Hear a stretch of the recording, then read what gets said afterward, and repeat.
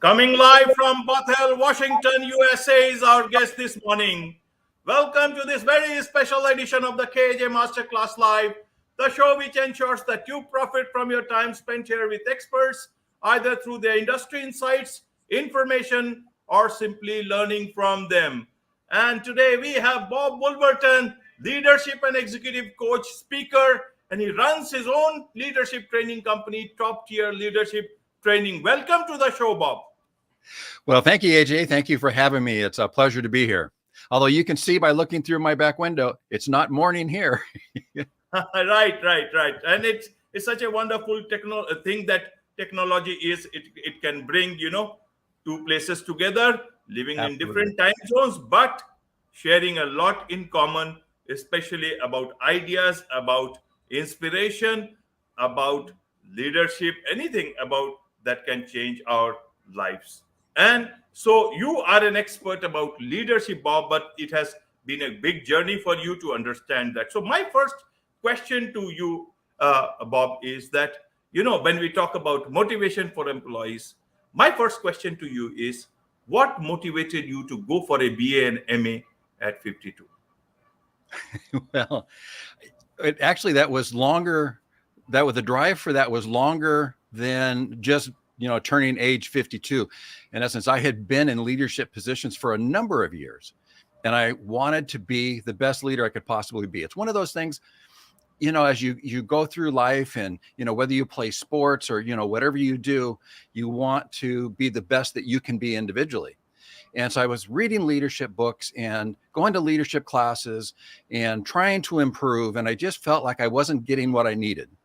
And then I basically had an invitation to go back to college at age 52, and got my bachelor's degree, and turned around and got my master's degree, both in management and leadership. And then I became a leadership instructor while I was working on my master's degree. But it's the same sort of motivation I think that everybody has. We all want to do what we do very well. I think that everybody comes to work with the intention to put in a good day's work. But sometimes we just don't know how. We do the reading and so on, and maybe have a mentor. But a lot of times in the workplace, even good leadership's not mentored in the workplace. And so it's a real struggle for a lot of people, because I know when I got promoted, I took an interview process, and congratulations, you're promoted. And then I'm like, okay, now what? It's like sink or swim, figure it out on your own. And I basically spent decades trying to figure it out on my own, and ultimately did. And now I teach other people so they can benefit from my experience, so I can shorten their learning curve and help them become better leaders early in their career. Right, Bob. Right.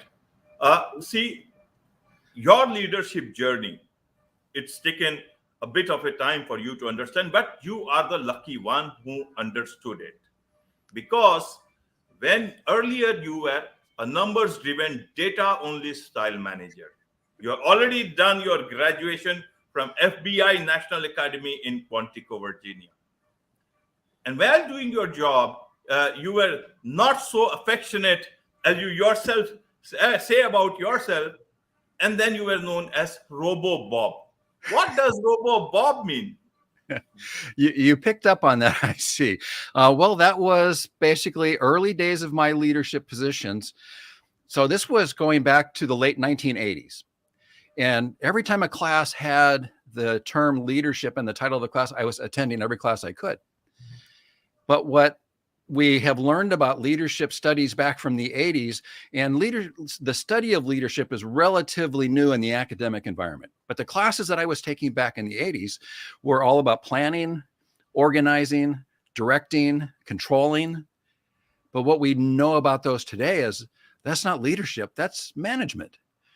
And because I was going to those classes, wanting to do the best that I could do, I was a great leader, but it was all numbers driven. It was control driven.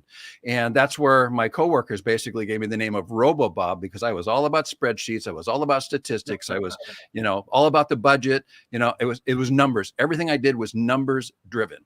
When we talk about being empathetic with your followers, being vulnerable with your followers, that wasn't me. I was more of the old militaristic style of leadership, because I was just about numbers. So that's how I got that nickname. But fortunately, I learned what true leadership is, and I got rid of that nickname. But I'm glad you picked up on that. Right, right. You see, I just want to bring out the person and the leader that one is, and also about the fact that uh, you got to realize about yourself not just through your own eyes, but through the eyes of people whose work life depend on you, and who view you as not just as a manager but also as a leader. And that is what I wanted to bring out. And you know what, from RoboBob, you went to that, that particular, your colleague who wrote on LinkedIn that he's one of the best leaders that I've ever had the privilege of working for. It's not an easy journey. You may make it sound easy, Bob, but then that not leads a lot of transformation. So my understanding, for our understanding, just to understand, how did you know that you needed to transform? You were in a police job. You could have still be what you wanted to be, and that also requires a certain degree of, if I understand, you are the police captain at city of Bothell, Washington. So you could have been the way you were and still uh, may not have had to think the way organizations think in today's time, but you wanted to be a leader and not just a manager. What led you to come to this sort of a thinking, that you went for, understanding more about leadership and less about management? Well, I think I was fortunate in the fact that I was open to feedback. And it was interesting that you mentioned that, because even after, I got my master's degree, I had become a leadership instructor and had some years of experience, and I felt that I was beginning to gain some leadership success. I did a 360-degree review. In essence, I put out an anonymous survey to all the people that I was responsible for, that, my followers. And there were categories of leadership that I felt that I was doing pretty good. And there were other areas I felt that I still had room for improvement. But it was interesting, because when I got this survey back from my followers, it was just the opposite. The things that I thought I was doing really well, the survey said, oh no, you still have work to do. And the other areas where I thought I needed work, the survey's going, oh, you're doing fine in that area. So that idea that you mentioned of basically being open to feedback is so critically important, because if we look in a mirror at ourselves and we evaluate ourselves as to what kind of leader we are, and let's say on a scale of 1 to 10, we think we're doing pretty good, we've got a lot of experience, and so we'd rate ourselves an 8. But if the people you're responsible for, if they rate you at a 4, well, that gap between their perception of a 4 and what you believe that you're an 8, that gap is a problem.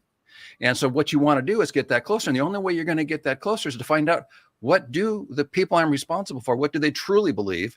Because if they think that I'm a 4, then I'm not doing my job properly. I'm not leading them properly. So I need to figure out, it's my culpability to figure out, what do I need to do better? And I think that's, the early days of the feedback I was getting, obviously there was a gap. And so the gap was telling me, there's something I'm missing. I need to learn more. And so to answer, that even plays back to your earlier question. That's what I really needed to do, was figure out, what is it that I'm missing, and how can I get my ratings from my followers, get them to trust me and to believe in me? And it's not an easy answer. I like to think that that I can explain it simply, but it is like a big jigsaw puzzle. There's a lot of pieces that all fit together, and there's no one piece that's more important than the other piece. They all play together to make that big picture of leadership. So in the life of a leader, in the life of a manager, there are so many pieces that before you put the pieces together for everybody else, you need to put it together for yourself, and to understand whether one is a manager or one is a leader. And then actually that is where the feedback works. And that is why you took that feedback well. And then that is why you are today a leadership instruction for the Washington State Criminal Justice Training Commission for the past 10 years. And you are also running your own company. And you train so many people in leadership positions actually to be, not just a manager, but also actually leader in the true sense. And it is so much required, Bob, when we have these issues of great resignation, when people are not finding their work-life balance. There is so much of toxicity being talked about in workplaces, and there is quite quitting happening at the same time because people don't have an option to move out. Amidst all these things, that is why we are talking to you about motivation. A leader's job is to motivate, people say, but then people say that employees also need to be motivated by themselves. That's they should be motivated, and that is why we are talking about motivation. Do employees bring it, or does the workplace create it? What is your initial thoughts on this particular thing? Well, it's interesting that you asked that question because I teach a segment on theories of human motivation that came around completely by accident. One of my colleagues and I, we were setting expectations for a division that we were responsible for. And in the first draft copy, I had written in there that the supervisors needed to provide inspirational motivation. And my colleague is going, no, we can't provide motivation for people. They have to come to work already motivated to put in a good day's work. And so this started a debate between the two of us for quite a while. And then it has grown into this segment that I do on theories of human motivation. But the interesting thing is that when people come to work for us, they generally will come to work for us because what we do, if we publicize what we do very well, is that it has meaning to them. In essence, that they're contributing to something bigger than themselves. And that's where true intrinsic motivation comes from, because we all want to be part of a community. We all want to have meaning in our lives. And we can get that in the workplace if we're contributing to something meaningful. And you watch some of the more successful corporations around the world, and basically they are creating something that's so important or so significant or so new, so on the edge of technology, that people want to be part of that. They want to make that thing happen. They want to contribute to that. And so that's where they come to work, and they're excited to come to work. Well, that's what I say is the employee's responsibility, is to make sure that whatever resonates with their heart and soul, that we have that. Or if whatever we do doesn't resonate with them, whatever resonates with them might be somewhere else. But if what we do resonates with their heart and soul, well, then we've got to help keep all of our people on track. So even in our organizations, we might have engineers, we might have scientists, we might have chemists. I mean, we might have a whole variety of people that contribute to what we're creating. And at the same time, we're going to have people that are doing accounts payable and accounts receivable and doing all the paperwork and so on. So everybody has a different piece of the puzzle, but we need to keep them engaged into what they're contributing to and what we as a group or what we as a company are accomplishing and where we're going in the future. And that's the responsibility of the organization. So that's where I say the organization has a responsibility to create an environment that stimulates motivation and keeps people connected with what they're contributing to, the bigger purpose that they're contributing to. And then the part on the employee themselves is just to make sure that what they are passionate about connects with what we do as an organization. But when we break it down into the class part of theories of human motivation, there's 6 different theories of human motivation. There's expectancy theory, there's needs theory, and that's probably the biggest driver right there. As we as human beings, we have a hierarchy of needs, and we're trying to fulfill those needs. And so when we as an employer, we can recognize where the employee is on that hierarchy scale, and we can make sure that we're connecting the employee at the right level, at the right time. That really helps stimulate employee engagement. Then there's outcomes theory, where they get intrinsic rewards and extrinsic rewards. And obviously the intrinsic rewards, that's the most valuable. That's when they come to work for you with their blood, sweat, and tears, because they believe in what you're doing. I just had a class last week where a person in the class had left one employer for another employer that pays way less money. He took a huge pay cut, but he's so much happier at his new place of employment because of what he's contributing to. And that's where I talk about in my classes, money is a short-term motivator. We can give somebody a raise, and then maybe they go out and they buy something else. They buy a bigger house, they buy a second car, and then it doesn't take long and they're looking around like, okay, I need more money now, because if they're coming to work for you just for the money, well, that's a short-term motivator. But if they're coming to work because they believe what you believe, in essence, what they're contributing to, that higher purpose, that's that true intrinsic motivation. And then there's equity theory in the workplace. And now this is the employer's responsibility also, because our employees are constantly doing cognitive calculus. In essence, what they're doing is they're comparing how much work they're doing, how hard they're working compared to their coworker, and assuming they're getting paid the same amount of money. But if I perceive that I'm working way harder than this person next to me, then I'll get to a point where I'm going, why am I working so hard? I'm getting the same amount of money this person's making, and they're not working near as hard as I am. So why am I working so hard? And there's a whole bunch of ways that employees restore equity. And so I might go to my boss and say, hey, you need to, have them pick it up because this is our expectation. Or I might try to restore equity by saying, you know what, I'm going to show up less. I'm going to start calling in sick. So absenteeism, or I should say an increase in absenteeism, can be a red flag warning that you've got equity theory issues going on in your workplace. And then, of course, that coaching part. And this is where your guest, I think was a week or two ago, you had a guest, what was her name, Jocelyn? And she was talking about the Great Resignation. Yes. And she was saying that she focuses on more people-centric leadership. And that's exactly what I do. When I heard her say that, I go, wow, that's exactly what I do. I use different words than she does. Because I've got three responsibilities that come with every single promotion. And it doesn't matter if it's your first promotion or if you get promoted all the way to CEO of the organization. Everybody has these three responsibilities. Now, these three responsibilities are great, especially for new leaders, because you can put these into place today. You can, start working on them on Monday and put them into place, and you will see you will see better results, because all of these changes we talk about, they do take time, but you can implement it right away. Now, there's other roles and responsibilities that come with your promotion. There's tasks that you have to do. There might be new reports that you have to do. But when we talk about these three responsibilities are exactly what Jocelyn was talking about, being people-centric in your leadership. And I can go into those too if we have time. I don't want to. Yes, Bob. Yeah, You take your time. We always do not save the best for the last. We will do it when we can. So take your time, no problem at all. Time is, money, but right now your information is much more better than money, and money is not the biggest motivator all the time. I'm just, ad-libbing. But you carry on, don't worry. Okay. Well, this is your show, and I could talk about this for a long, long, long time. So I don't want to run away with your show. Okay. So let's talk about those three responsibilities that come with every promotion. So most of us, when we first get promoted, and I'll just use the example of sales. Let's say you're the great salesperson. You outsell everybody every quarter, everybody on your team and so on. So you get promoted. Okay. Well, now you're the sales manager. Well, you knew how to be a great salesperson, but do you know how to be a great manager?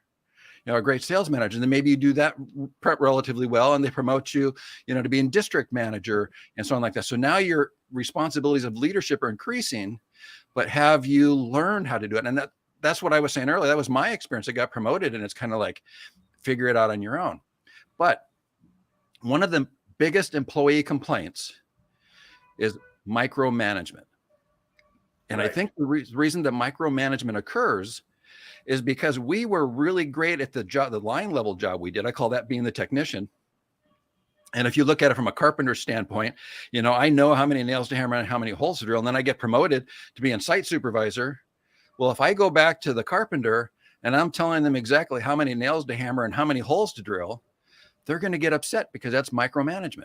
Whereas if I focus on the results and I go, build me a house or build me a wall or whatever the outcome or the result is that I'm expecting from you, and let them use their ingenuity and their creativity to accomplish that outcome, that eliminates micromanagement. And that's why my number one responsibility that comes with every promotion is to focus on results, focus on the outcomes, tell people what the outcomes are that they are expected to achieve or the outcomes that they're expected to accomplish, and then get out of their way. Now, you've got to stand by them because they might need a little guidance. They might need a little rudder tap to get back on track, or you can use that coaching perspective that you would come through psychological empowerment, to keep them on track and keep them engaged. But you got to let them do the work.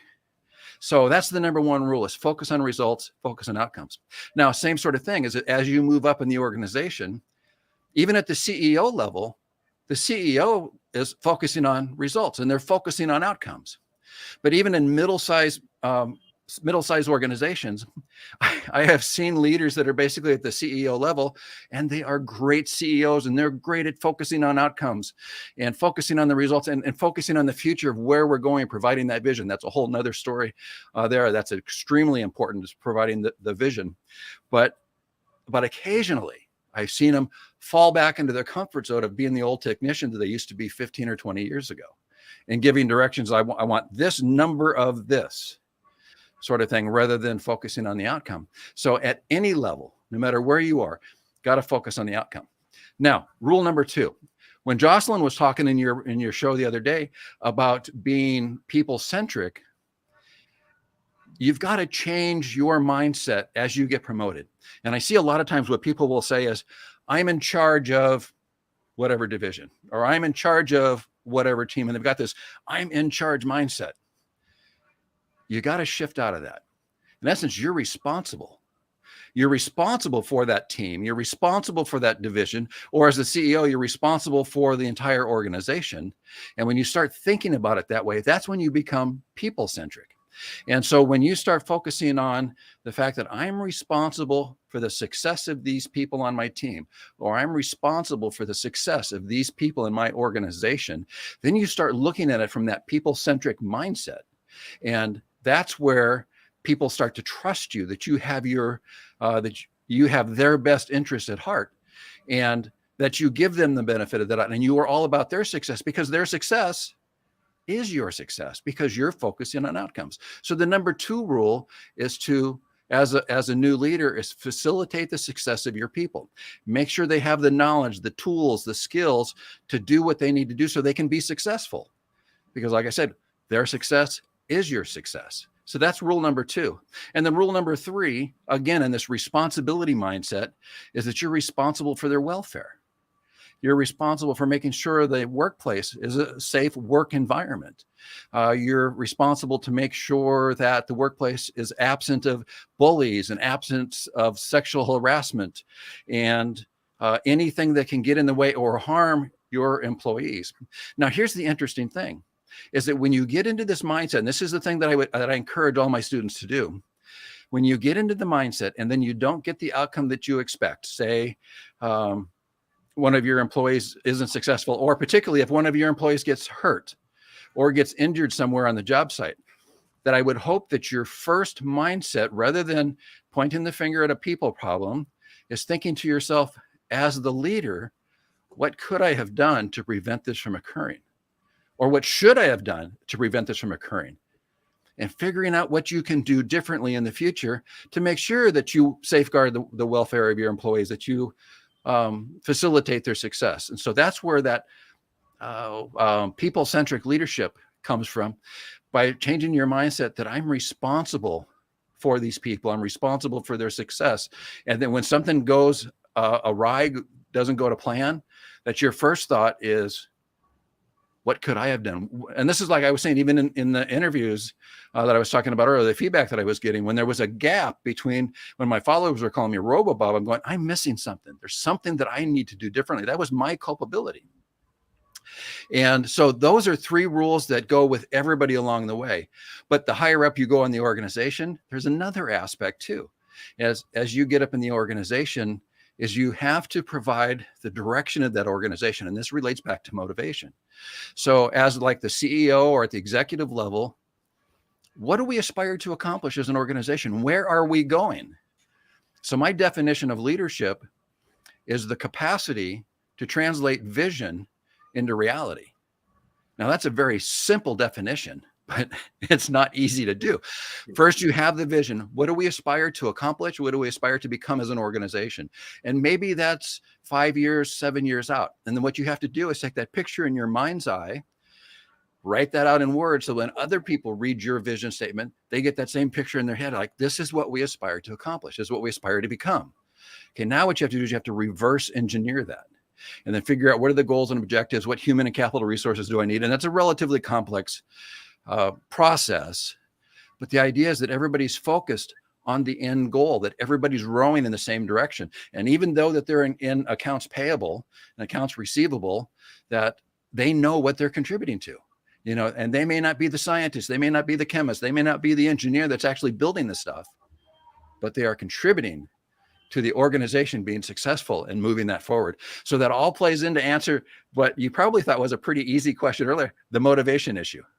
Because when people contribute to something greater than themselves, that's intrinsic motivation. So if we as an employers, we create that environment and we keep that in the forefront of what we're doing, where we're going, what we're building, and the people that come to us say, I want to sign up to be part of that.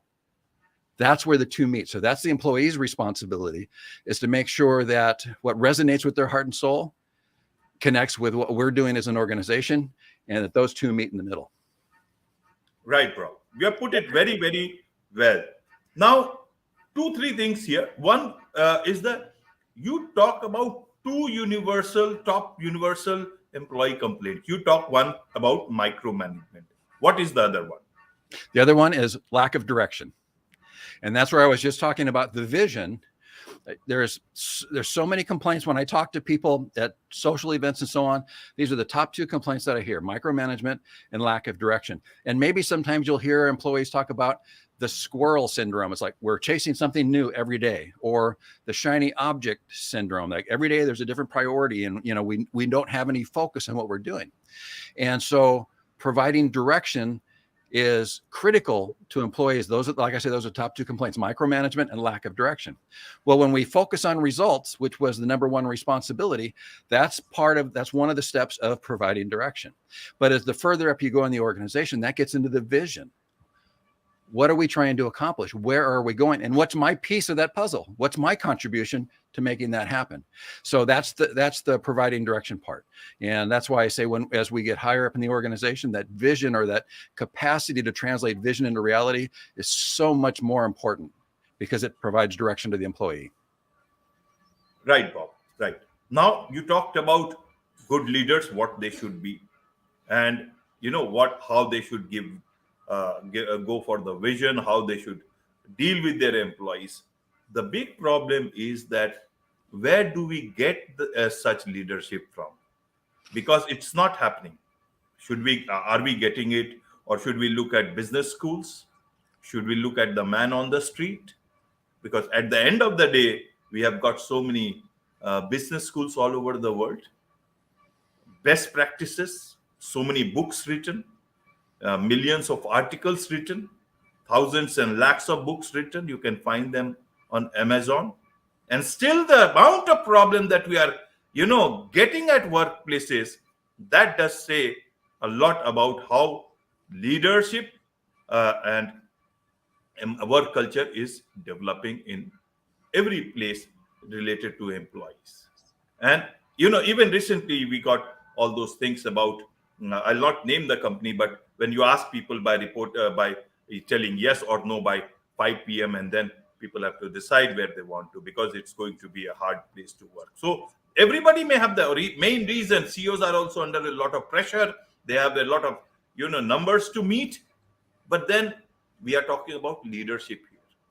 Who is a leader? Where do we find such leadership?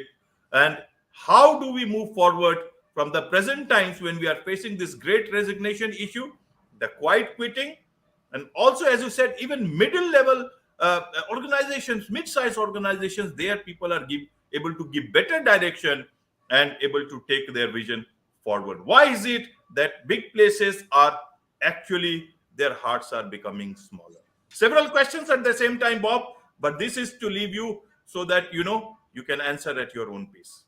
Okay. Well, I think that there's 3 parts, and hopefully I'll remember all 3 parts as I get through those. So you talk about business school. Okay. And as you mentioned earlier, I went back to school at age 52, got my bachelor's degree and my master's degree. The benefit of getting my college education later in life is that I had life experience to relate everything I was learning, that I could relate to those life experiences. So when I'm reading my textbooks, when I'm doing the classroom exercises, I have these memories and I go, oh, wow, that is exactly what happened in the workplace last year or last month or 5 years ago. And it starts to have greater meaning, and it stuck with me better.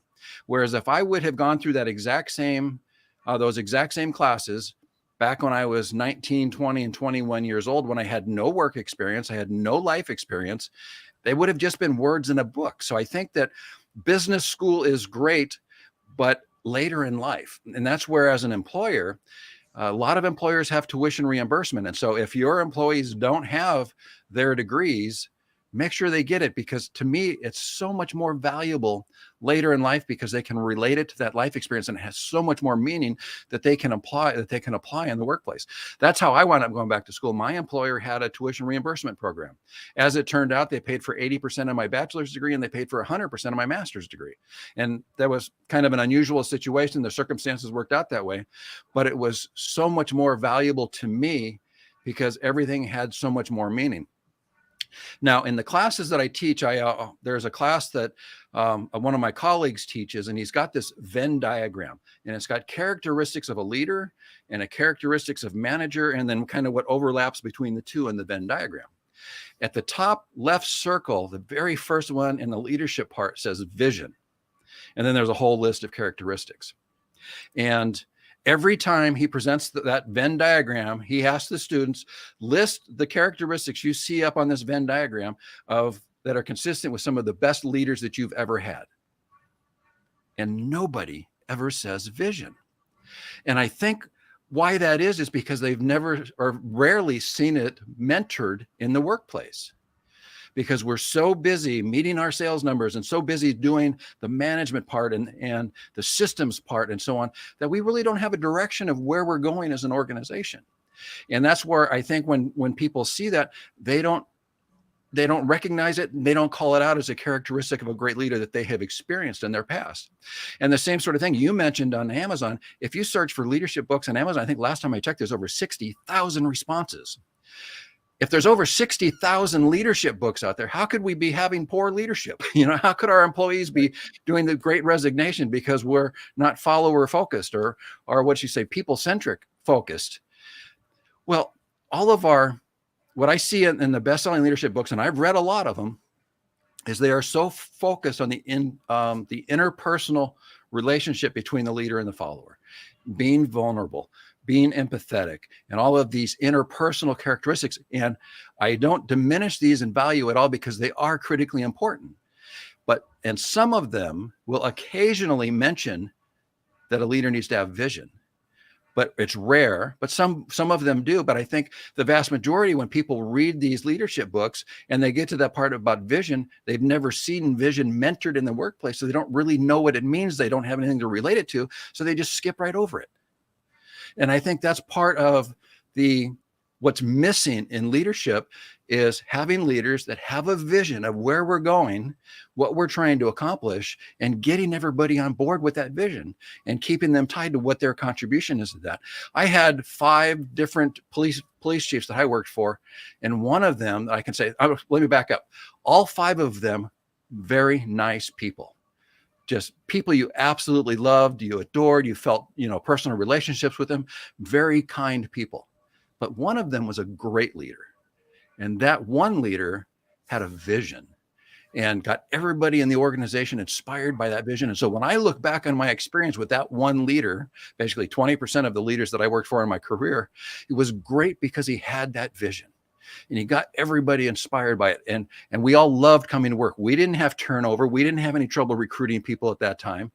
But then we get another leader who doesn't have vision, and it kind of goes back to the squirrel syndrome, the shiny object syndrome, and goes back to that way. And then we start losing people. We have turnover issues. We have trouble hiring people, and so on. So to answer your question, AG, I think that's probably the biggest thing that we lack, is focusing on the vision of the organization. Where are we going? What are we trying to accomplish? And that's why my definition of leadership, of a good leader, is someone who has the capacity to translate vision into reality.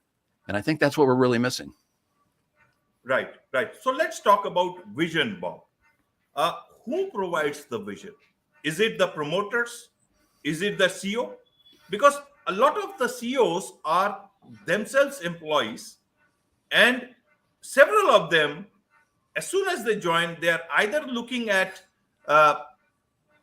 moving on to a bigger company, or perhaps even a bigger role.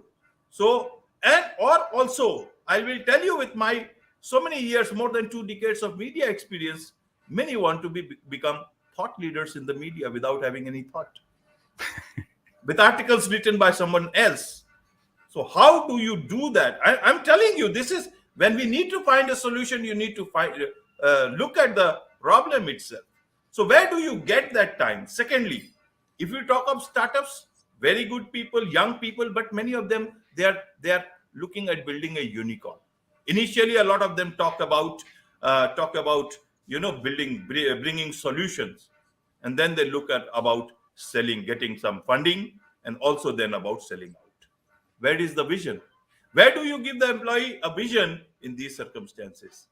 And big organizations, established organizations, some of them, they may be good, but they have their own issues. That is where this whole concept of, the great resignation and quiet quitting is happening. So how do you look at this whole situation where we have got millions of thought leaders, but where there is less leadership happening?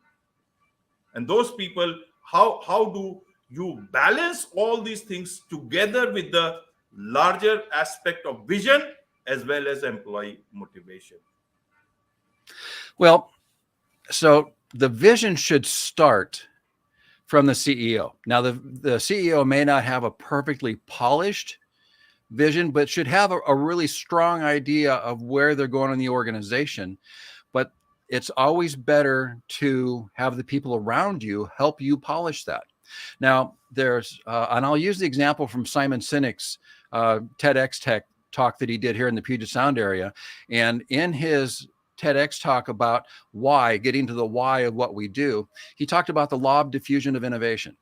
And he talked about your innovators and your early adopters and then the early majority. And he talked about a tipping point.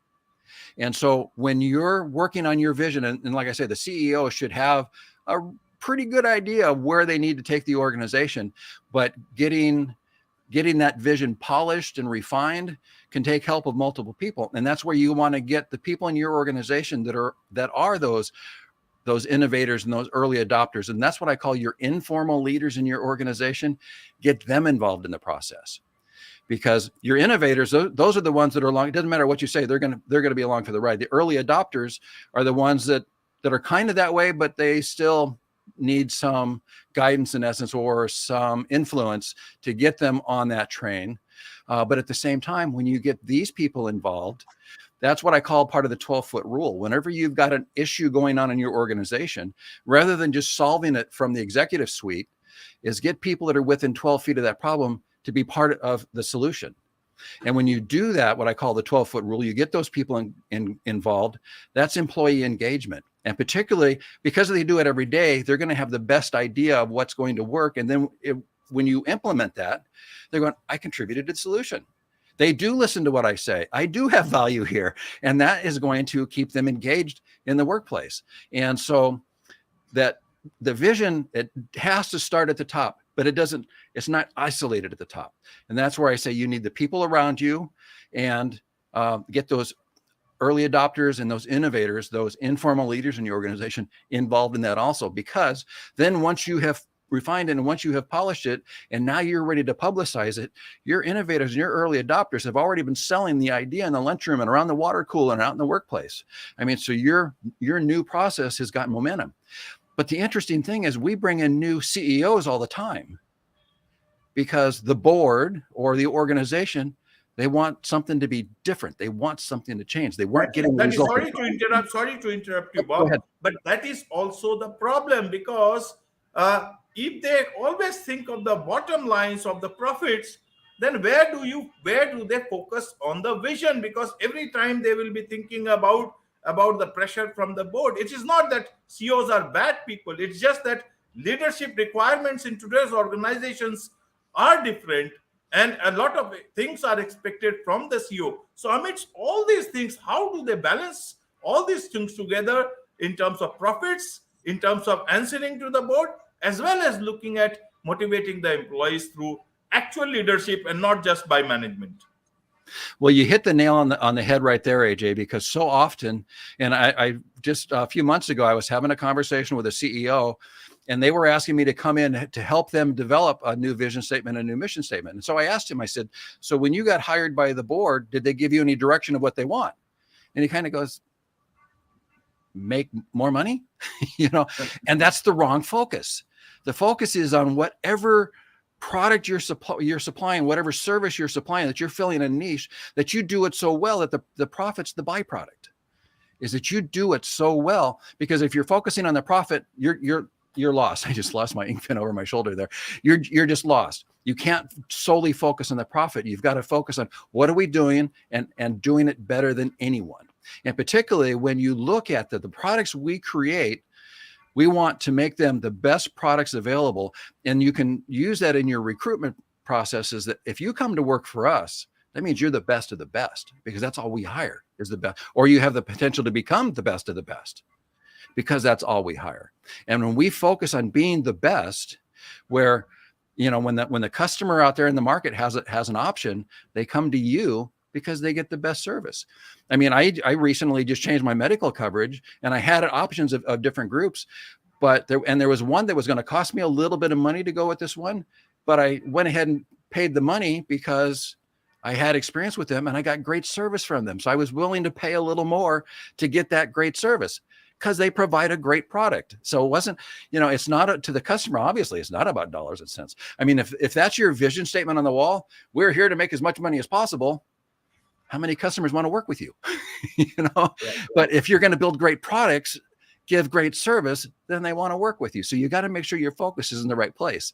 But the problem is, like you were saying, AJ, so many places have a vision statement and it's framed and it's put on the wall, but it has no meaning in day-to-day work life. It was just like there was a checklist of things we need to do. Oh, we need a vision statement. We need a mission statement. Check, that's done. And they move on with the shiny object syndrome. Of this. Again, sorry to interrupt you again. Please When do. companies have a vision statement, you see a lot of the retrenchment or firing that is happening today of employees by big organizations making so much of news. Whether you take it any name of all the the big data companies and all that stuff, they say it was during COVID we started thinking that the business environment has changed and it will remain the same in future. And then because it did not turn out, it is my fault. That's the CEO split. It is my fault, but we have to let go of 10,000 employees, 11,000 employees, and more to come. Where did the vision go? Because their vision was something else just before COVID. Does a COVID change your vision, or does it change your strategy? Well, I would say absolutely, because the environment is constantly changing. So I've got a segment in the training that I do. It's all about systems. And when we have the systems in our organization on systems or procedures, we have to watch trends. We have to watch what's changing. And if our environment's changing, well, we've got to change along with it. So in fact, I think it was 2 weekends ago, I was hearing a gentleman talk about the comparison between Blockbuster, the video store. I don't know if you had them in India or not. They were all across the US and I think over most of North America, but they were a DVD store where you would go to the store and you'd rent a movie, then you had to bring it back, a couple days later, get another one and so on. And then Netflix came out and this was before streaming. So Netflix, they would mail the DVD to your home and mail it back when you want. There were no late fees. And you could actually even go online and you could make a list. These are the next 10 movies that I see. So as soon as I send you back one DV, send me the next one on my list. Well, even at Blockbuster, they were going, customers like this. They like this business model. We should change our business model. But the executive suite at Blockbuster is like, no, we're not going to do that. We've got our model. We're going to stick with it. And they're all out of business now. So the environment was changing, what customers were able to realize. And now you've got into the streaming aspect. You don't even get DVDs anymore. Now, Netflix is doing all the streaming and all the other networks are trying to catch up to that. So you have to be aware of the changing environment. Our environment is constantly changing.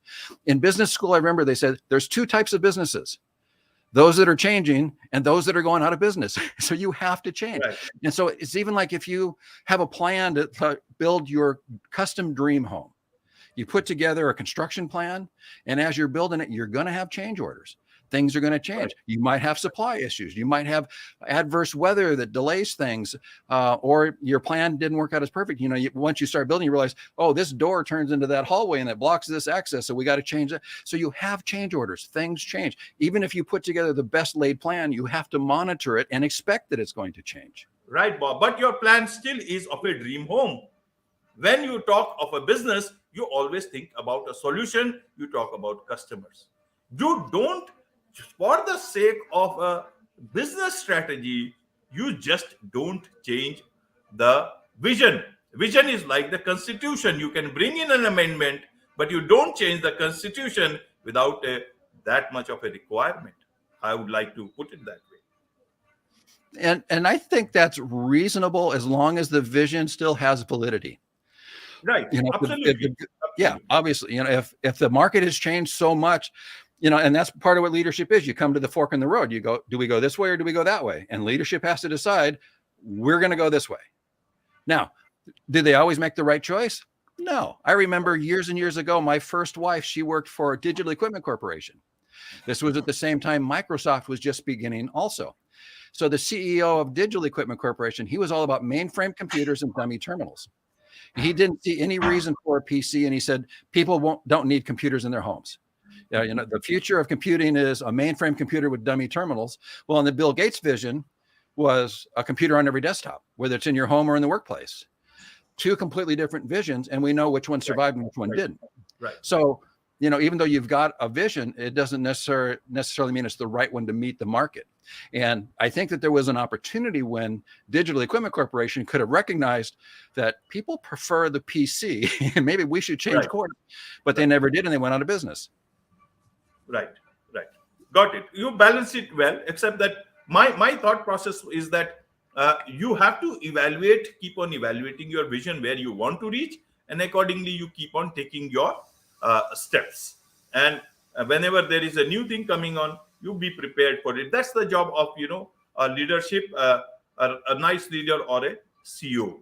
Now, moving from this particular thing, if one is a leader in today's time, how does he or she evaluate whether there is a leadership gap? And actually, that needs to be filled. Everybody does not have that sort of a capacity or a manpower or a consultant like you who can help them. So how do they, it's like self-diagnostics. How do you do that and find it out?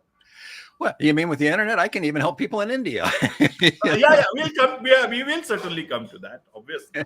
Absolutely. I think the first part, and this is a very big characteristic of a good leader, is humility. Is recognizing you don't know it all. In fact, I was just mentioning in my class last week, everybody you meet knows something you don't know. And that was actually a saying by a TV personality here in the United States. But it's very true. And I think about it that way, is that everybody I meet knows something I don't know. I don't know it all. I mean, I've learned a lot, and I can help shorten the learning curve for many leaders moving forward, so that they don't have to do what I did, spend decades of experience, 6 years in college, and, doing a little sinking, a little swimming, and trying to figure it out. I can help you avoid all of that and shorten your learning curve.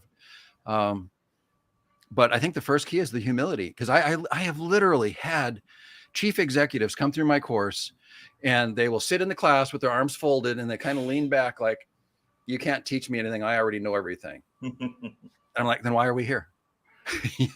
I feel so sorry for that organization, because an organization that has a leader that thinks they know everything, in my opinion, they're doomed.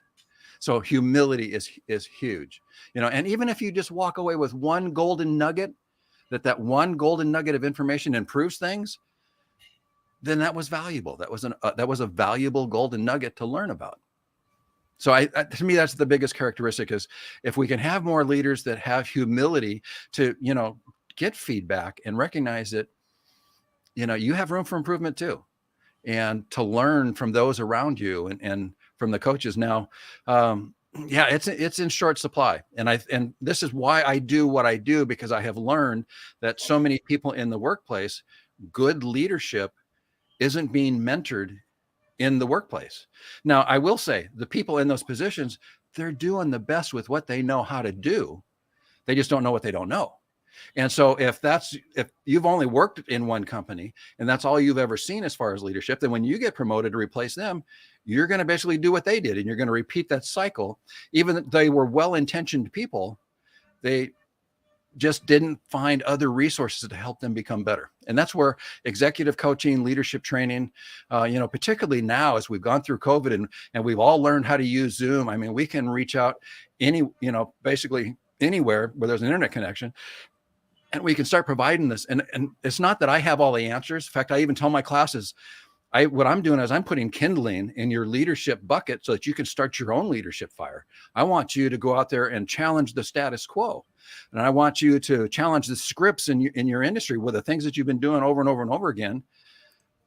Evaluate those. Should we still be doing that? And the reality of it is most times, no, we should be going a different direction. And that's one of the things that I do in my classes is I challenge these young leaders to challenge that status quo. Don't just keep doing stuff because you've done it for 5 or 10 years. Look at doing things differently. Think outside the box. It's and I forgot the gentleman's name. He calls it moonshot thinking. Because when America first went to the moon in the 60s, right, they didn't even have the technology to do that. So I was definitely thinking outside the box. And that's what I challenge these young leaders to do is avoid the scripts and think outside the box, challenge the status quo, and do something different moving forward to make your organization better and for you to become a better leader. And more importantly, for you to develop those that come up behind you so that they will be better leaders and better influencers.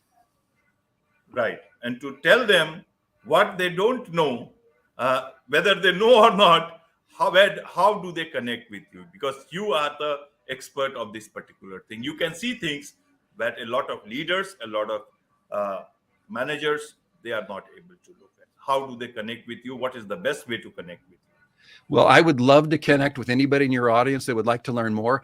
But before they connect with me, what I'd like to ask them to do is whatever platform they're watching this broadcast or listening to this podcast right now, stop, click the subscribe button, and add a comment about the value you got out of this episode.